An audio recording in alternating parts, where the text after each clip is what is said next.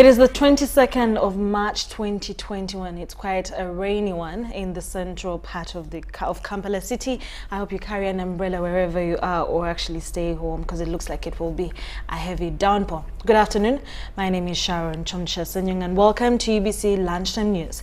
In our top stories of the day, the position of Speaker and Deputy Parliament is going to be determined today by the Central Executive Committee of the ruling NRM, chaired by the party chairman General Yoweri Museveni at his official residence, State House, Entebbe.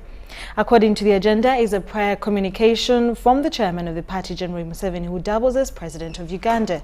Now, thereafter, the Central Executive Committee will start scrutinizing candidates for the position of Speaker and Deputy Speaker.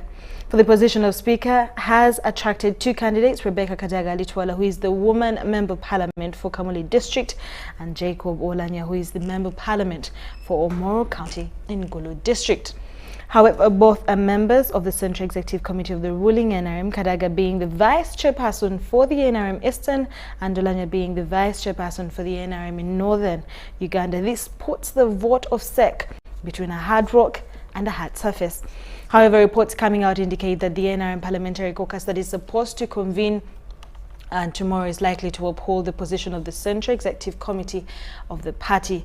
But Kadaga has had earlier expressed worries about SEC heavy involvement in determining the top position in Parliament, saying that the matter should be put to vote. Now, given the sensitivity of the position of the Speaker, it has attracted across the political divide. It will be the first time the Central Executive Committee of NRM brings its position on the speakership for consideration before the party parliamentary caucus.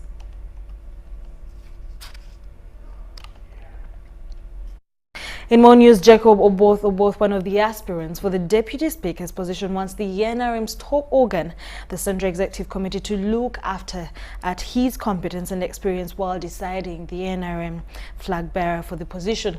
Oboth spoke to UBC at his home in Chungu, Mukono District, where he thanked the Lord for granting him a third term as Member of Parliament for West Budama County South. Let's have the details. Mugama abawe kisinga era abakulirawo ekkulu awatali kkulu era n'omusaba Katonda ayinza byonna kitafu n'omwana n'omwoyo mutukuvu gubeere ku mmwe gubakuume guleme okubavaako emirembe n'emirembe. Amiina. Mukubire Yesu mu ngalo.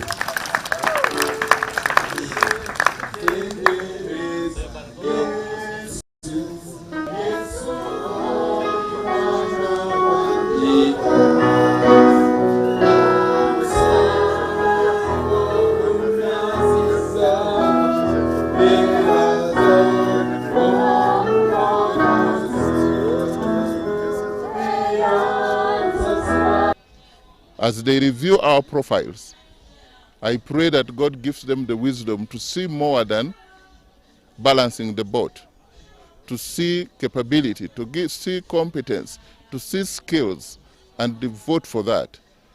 And I have no doubt in my mind that the members of SEC, of NRM Central Executive Committee, are people with impeccable character, people who are of high integrity. They are incorruptible. They are people who will look at the future of this country. They know the role of a member of parliament. They know the role of parliament in socio-economic transformation of any country. I believe they should be able to provide leadership. I don't think that SEC is at any crossroad. I think SEC is going to get opportunity to come up with the best qualified, best competent, best suitable candidate for the position of Deputy Speaker. And if SEC is looking for competence, skills and experience, I think I have all. Leave alone the education part. I think I have all. And integrity. If we all are educated, if we all are competent, what about the issue of integrity, the credibility, the reliability, the dependability? Now, SEC should not look at the sentiments that are going on.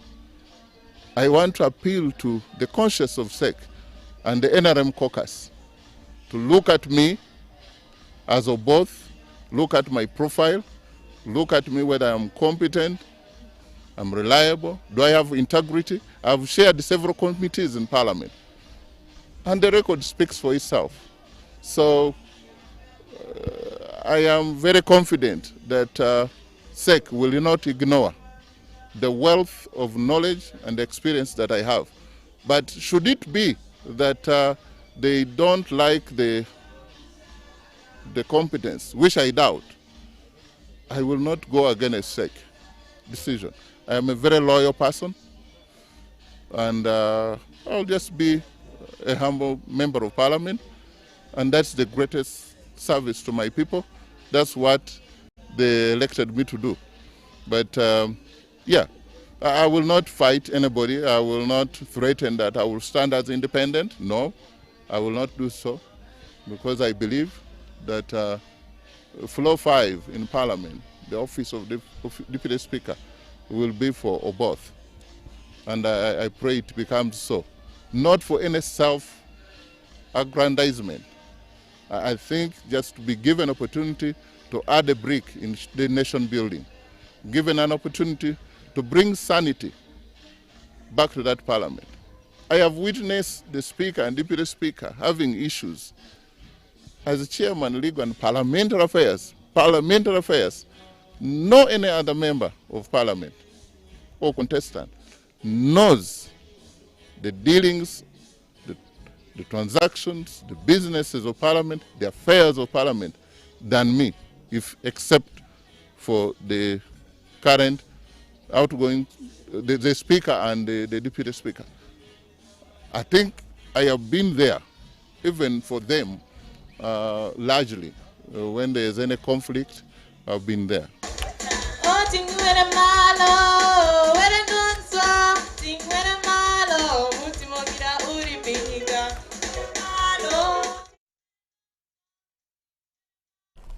Well, moving on from that, plans by Kampala Capital City Authority to officially open the newly rehabilitated old taxi park for use today have collapsed after a group of unknown city dwellers invaded the rehabilitated facility, the old taxi park, and portioned it into plots, claiming that the taxi park, which is an asset of KCCA, belongs to them. Interim investigations indicate that the dwellers who tampered with the new facelift of the old taxi park were commanded by some city moguls in town. This is also going to continue, and we'll have a detailed report on this story.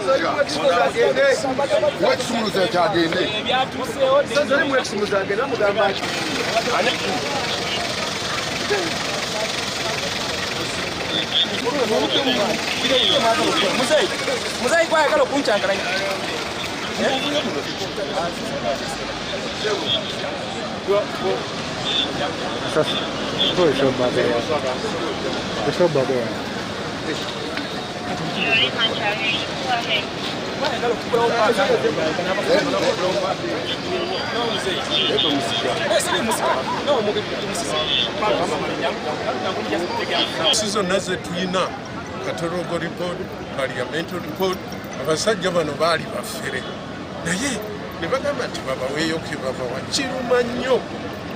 Twali mu meeting kusatu ne twasembyeyo okubana ne bajja ne bakola ekikolobero bwekiti ate nga ne mu taxi mwennyini muffe mulimu abantu abaparticipatinze mu kintu kino. N'olwekyo omulanga gwaffe mugamba ekisoboka kyonna kikolebwe.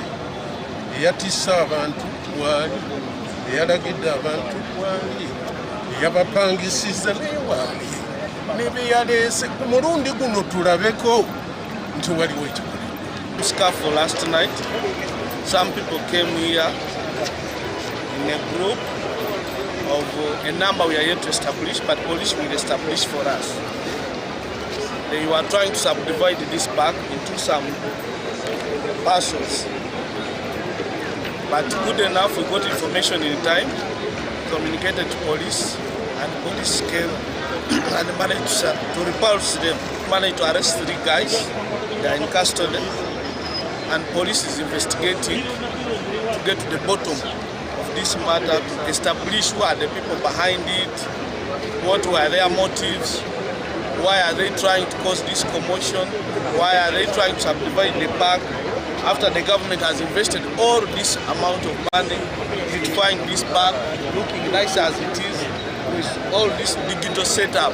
Why are they trying to cause this commotion? But the so kwebaza obwesitute bonna abakulembeza situte bonna abatuyambi kakanya embeera eno naye nga mu kyonna kyonna tusobola okusaba omukulembeze w'eggwanga President Museveni atuyambe omulimu gwaffe gwingidde mu bannakigwanyizi bangi nnyo kubanga kati saawa eno abaliwo abakola ebintu bino byonna bannakigwanyizi bagezaako kukyayisa gavumenti.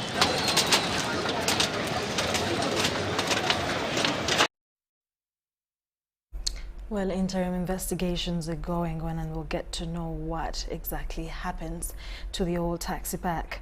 In more stories, the ignorance of creative artists in Uganda about the copyright law is hampering their potential to unsustainable revenues from their works. Considering the number of investments put into creating works, it is prudent that creative artists understand and utilize all the available technological and policy opportunities. Here are some insights on how the 2006 copyright law is taking effect and how it can be leveraged. Introducing Lydia Jasmine.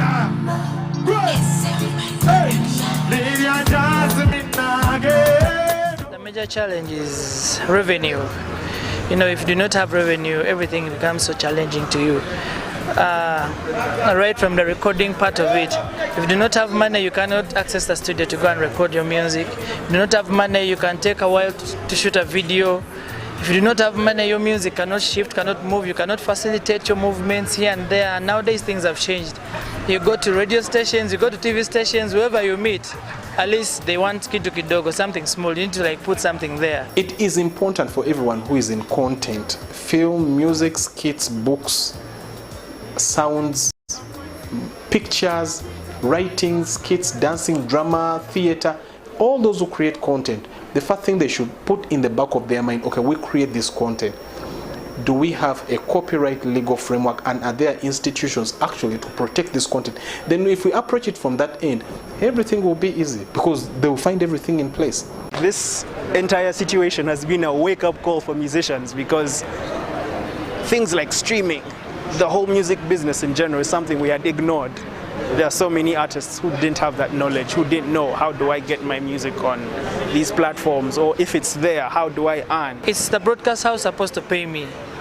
They have to pay me for my work because they have to pay me for the entertainment because I need my music to sustain the TV, to sustain the viewers outside there, the audience, people that are watching in, you get it? So it's the broadcast house to pay me. But nowadays, it's us again paying the broadcast house. Whoever comes into contact with this content should be paying money for it. But the artists are the ones who are really so aggressive on the issue of, you know what, I think they bought into the narrative of the broadcasters that, you know what, we are giving you a platform and we are helping you. And of course in the 2000s, in the 2000s and the later 90s, it was working out because almost every radio station had some sort of concert. You know, a chigunda, so 200 radio stations, you knew that, you know, and there were also gigs in the economy, come and do this, come and do that. Yeah, but when COVID came, it locked down that kind of interaction. So now artists are there, they have spent the whole year, they are broke, but they have created content, by the way, because that's their lifeline, but they are broke. Now they have come back to the table to say, you know what, let us interrogate this issue further now. Let us say that if I'm not able to be physical, to perform, but I have content which is being used by the market, can't I really survive? Do you mean I cannot survive under those circumstances? Those are the questions that we're asking ourselves, and now we are happy that many artists are raising up to that. There is some sort of activism saying, you know what, we bought into your narrative of you supporting us, but that is done. Today I'll tell the artists that we operate largely in a non-compliant environment, and we are working every day to bring as many people on board as possible. Sadly, the level of sensitization that we would have wanted hasn't been met. We want more, but there are costs Even the mediums, the various mediums cost money to get there.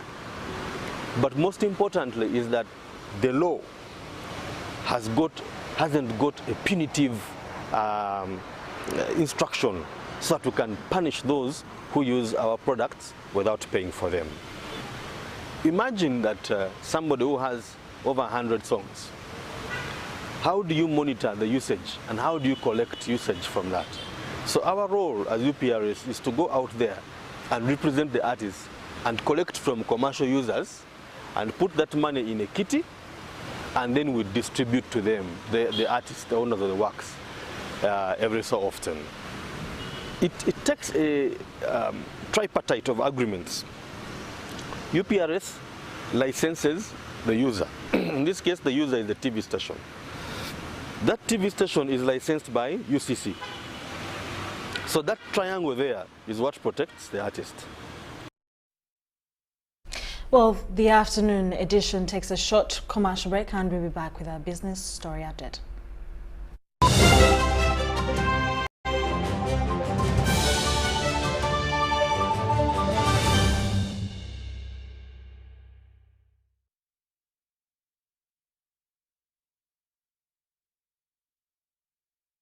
Prosper with Airtel Money today. Become an Airtel Money agent. Apply or register today as an Airtel Money agent free of charge. Or call us on 0800 327 327 toll free. Submit your business documents to be verified by Airtel Uganda free of charge. Feedback will be communicated within a maximum of 5 working days. The Airtel team will be in touch with you for the next business steps, still at no cost. Inquiries, applications or registrations and verification are all free of charge. To register or know more, call us today on 0800 327 327 toll free. Airtel, the smartphone network.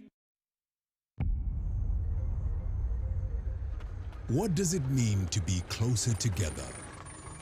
It's taking the last bus home for a surprise visit. Closer together is strangers finding a connection.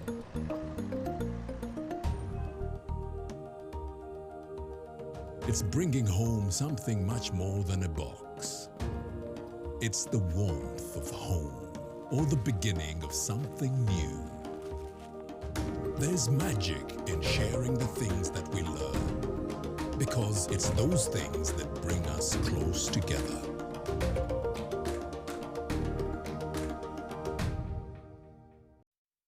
Has anyone seen Bob? Over here! How did you get in there? With my Airtel Money MasterCard. But you don't even have a bank account. Well, it's not a card. It's virtual, so no plastic, and it's safer. But what are you doing there? I want to buy Nancy a birthday gift, book my flight tickets, renew my Big Click subscription, and order shipments.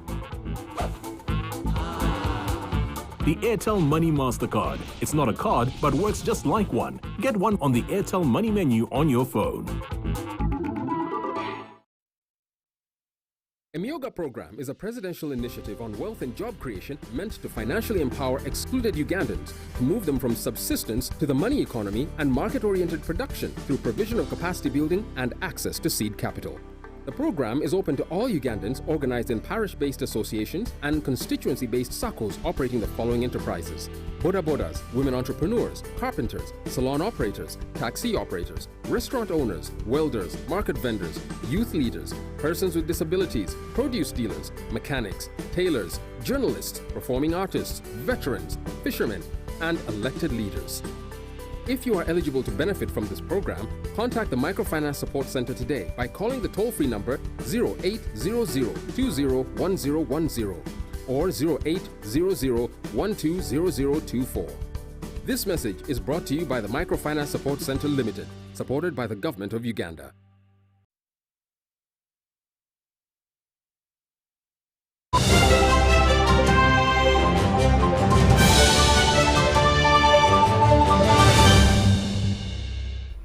You're still watching UBC Lunchtime News. In our business stories, young innovators have come up with new financial technologies to bridge the gap between refugees and host communities. This business enterprise is being supported by Startup Uganda and the UN Capital Development Fund. Details in this report. To relieve dependence of refugees on host communities, development partners have come up with initiatives of including refugees in financial-related cycle. It has been realized that refugees are urgently in need of digital financial literacy for partly self-reliance. While the rest of us are using digital platforms to improve our livelihoods and our well-being, there are those who are really in danger of being left behind. And so refugees are some of those groups. And so the focus on those underserved communities is really to ensure that indeed we are building an inclusive digital economy.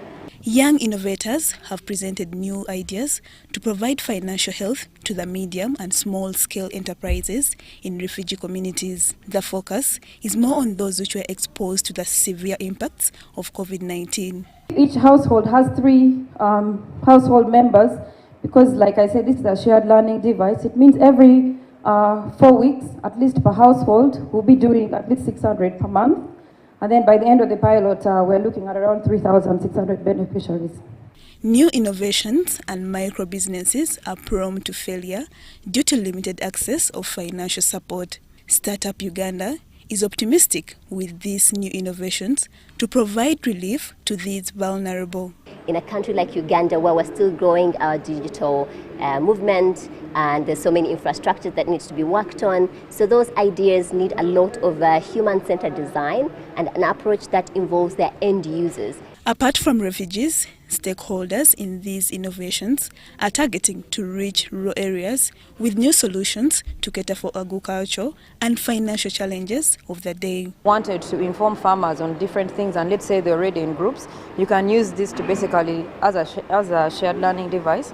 The idea is that they should be able to get their idea to a place where they've proved the business model, they've showcased it in order to attract additional funding. At the initial stage of these innovation challenges, 150 startups applied, and this is the semi-final stage where 9 teams have presented their solutions. Among these, the best 3 are to be picked and be given a modest financial support to pilot their innovations to reach a wide range.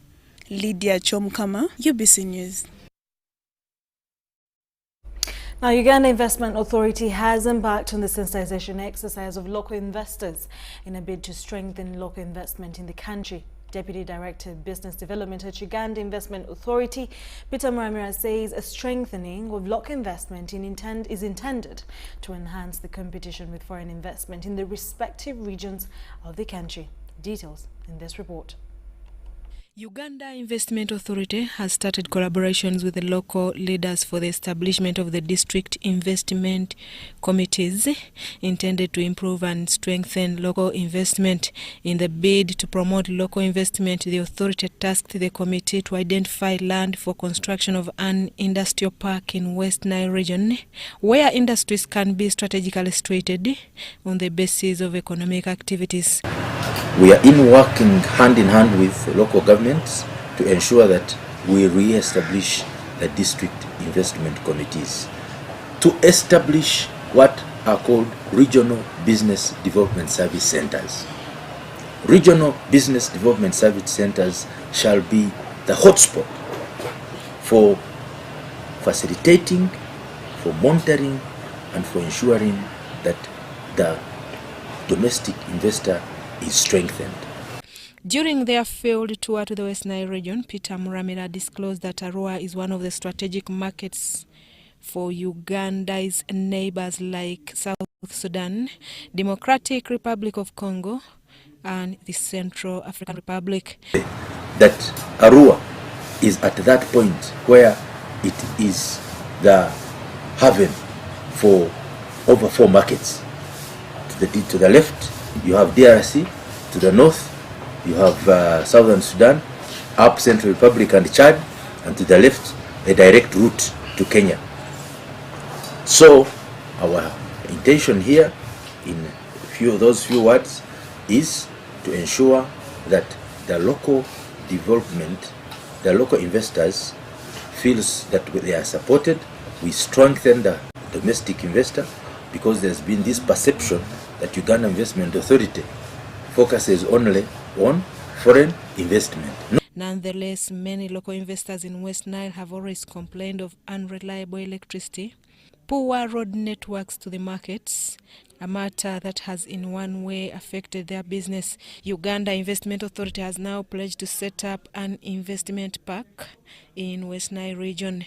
Prose Chikabi is the Senior Investment Executive Investment Promotion and Development at Uganda Investment Authority. Also had engagement with several investors, and some of the key aspects they are telling us in terms of development of West Nile region are the key road networks to the key markets. We have been able to identify 3 roads. I don't have them off cuff. 3 major roads to different key markets that will continue to facilitate business for. West Nile region is one of Uganda's potential investment regions, given its strategic location.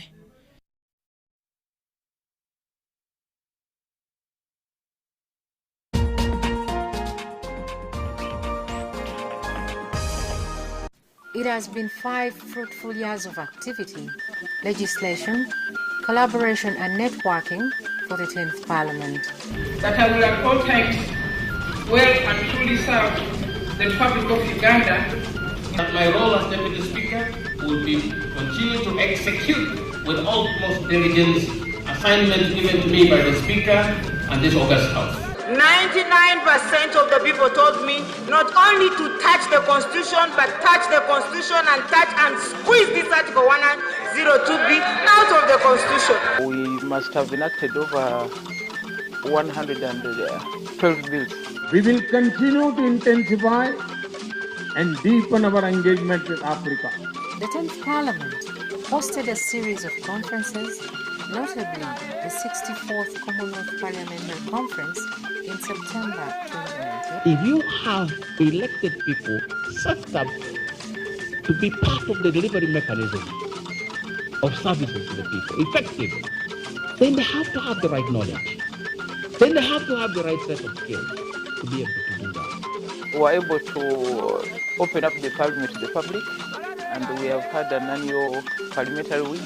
There have also been outreach programs like the reforestation in Moroto and other areas. The construction of the new parliamentary chamber was launched in July 2017. Parliament lost a total of 35 working hours in terms of plenary sitting. As the sun sets on the 10th Parliament, there will be memories of the great days, debates, events and achievements.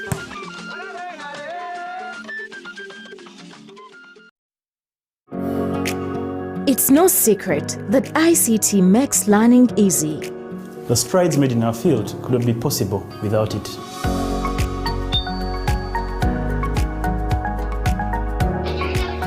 And now we can watch our favorite show. My radio is my best friend. UCC provides an enabling regulatory environment and policy guidance for healthy competition. We also facilitate ease of doing business in the communications sector through licensing, standardization, spectrum management, tariff regulation, rural communication development, and consumer empowerment. An informed consumer is an empowered consumer. UCC supports local content and innovations. Driving the development of a robust communication sector in Uganda is Uganda Communications Commission.